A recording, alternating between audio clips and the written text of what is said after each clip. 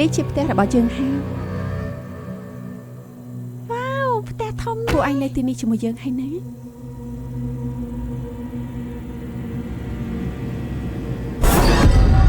អ្នកទាំងពីរនៅទីនេះតែ2នាក់ទេ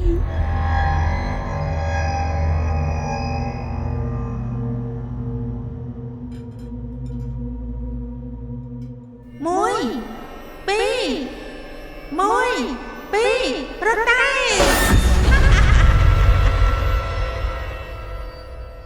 មិនក៏ពួកអញធ្លាក់ទៅក្នុងដៃក្រុមចៅទៅវិញសូមជួយពួកយើងផងមានគេកំពុងតាមចាប់ពួកយើងម៉ាឡេណាអាយុទៅបាន13ឆ្នាំទេពេលនាងស្លាប់នោះ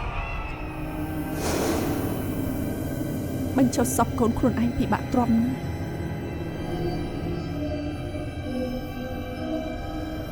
សង្ឃឹមថាពួកឯងឲ្យពួកយើងធ្វើជាប៉ាម៉ាក់របស់ពួកឯងចឹងម៉ាក់ប៉ាមែនណាប៉ាយ៉ាងអ្នកបានបាត់ក្នុងផ្ទះ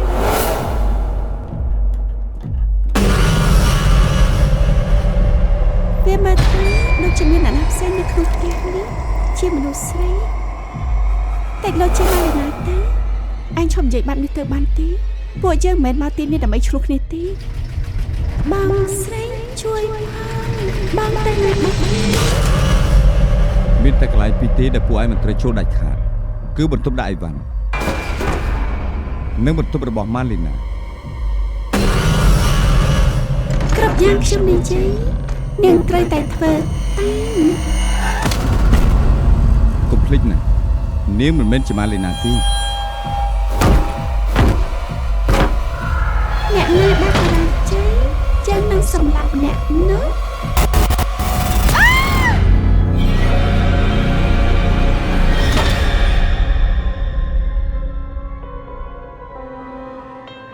អ្នកណាជាអ្នកសម្លាប់នាងគឺយើង